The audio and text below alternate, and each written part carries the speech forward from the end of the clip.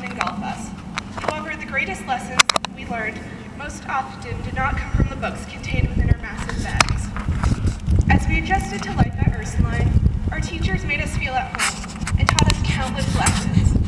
We learned that Mrs. Tomasi baked a cake, and that no matter what type of cake it was, we could diagram it in a sentence. We also learned every single Mass song by heart, yet somehow the words always eluded us when it came time to actually sing at Mass.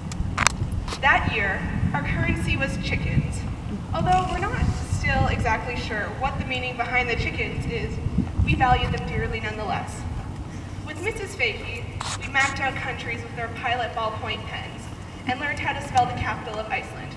R-E-Y-K-J-A-V-I-K, now that's in Iceland. Our memories of the 7th grade are highlighted by one shining event, the day the Severian boy hurtled through the field and jumped into the pond. Although he had only been at Ursuline for a year, by the end of the 7th grade, it was already beginning to feel like home. 8th grade seemingly rolled around in a flash. We were no longer the youngest girls in school, and we took pride in rising in the ranks, though ever so slightly. We often spent our afternoons in the tea room, supposedly doing homework, when in reality we just talked and got to know each other better. In the 8th grade, Sister Martha joined us and taught our English class. It baffled us initially that she would teach us our English vocab words in Latin, but eventually we assumed that it must just be some New Rochelle Ursuline thing. That year, we were plagued by the mystery of the stolen jacket, haunted by flyers on every corner of the locker room. We learned that year with Mrs. DeMacy that the highest reward one could achieve in our literature class was a coupon. We also learned that a man could wear a skirt, though technically called a kilt. That winter, our school pride swelled as we accompanied our basketball team to the Fleet Center as they won the state championship. At the end of the year, we sadly said goodbye to Mrs. Chwinsky, but we welcomed Mrs. Leisinger in her place. Before we knew it, high school snuck up on us, and we were freshmen, though high school really didn't feel any different.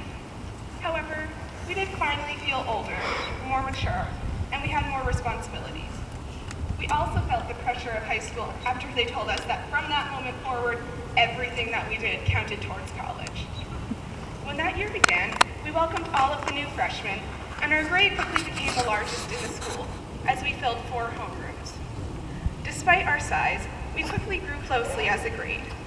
In English, we cried when Cindy Carton died, and to this day, we have not forgotten the prologue of Romeo and Juliet.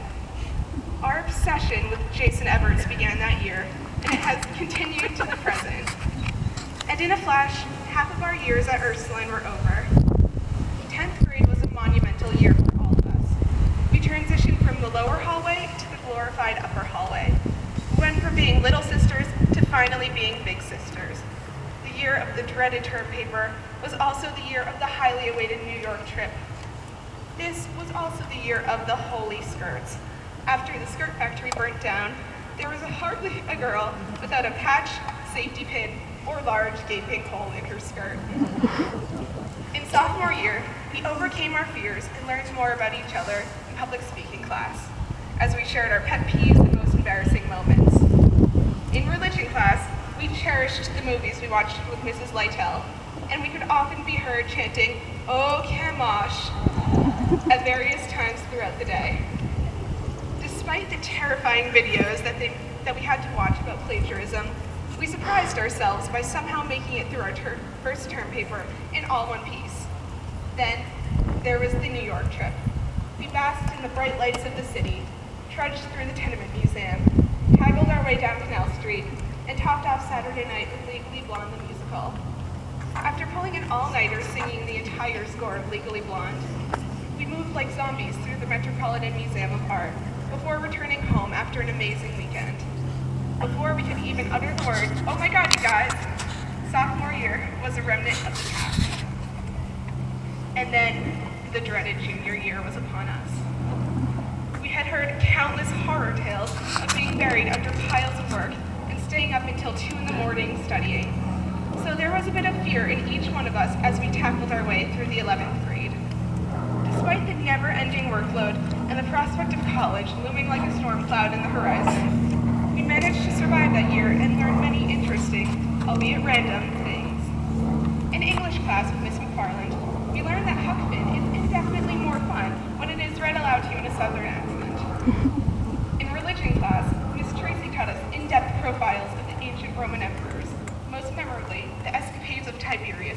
island of Capri.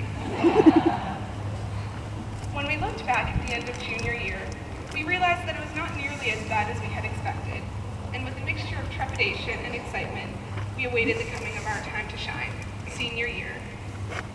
This was finally our time in the spotlight.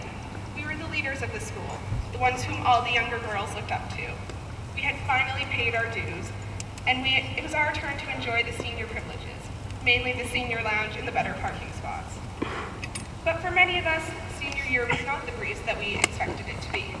No, senioritis had to take the backseat for the entire fall as we filled out mountains of college applications, wrote countless supplementary essays, and struggled to make it from day to day.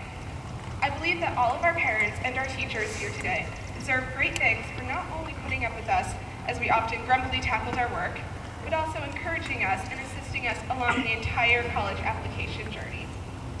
In the midst of our senior year, we rejoiced as Ursuline entered the age of technology with the dawn of the magnificent smartboards. And finally, April rolled around with outstanding college acceptance letters, and the long hours of hard work that we put in the first half of the year seemed worth it.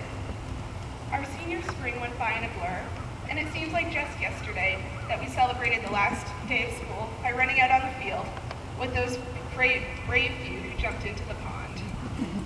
We have finally made it through high school, each and every one of us, and now it is time to embrace the memories of the past and look forward to the endless opportunities of the future.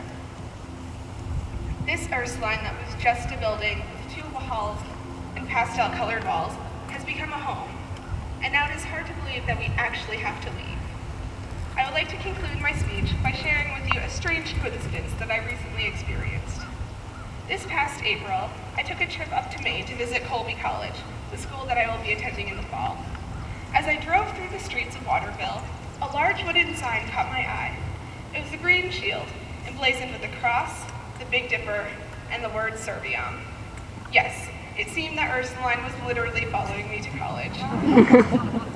I later learned that just 2 streets over from Colby is home to an Ursuline convent and the Mount Morici School. So maybe next year you will not have an Ursuline establishment within walking distance, but I am sure that no matter where you go, you will always have a piece of Ursuline in your hearts.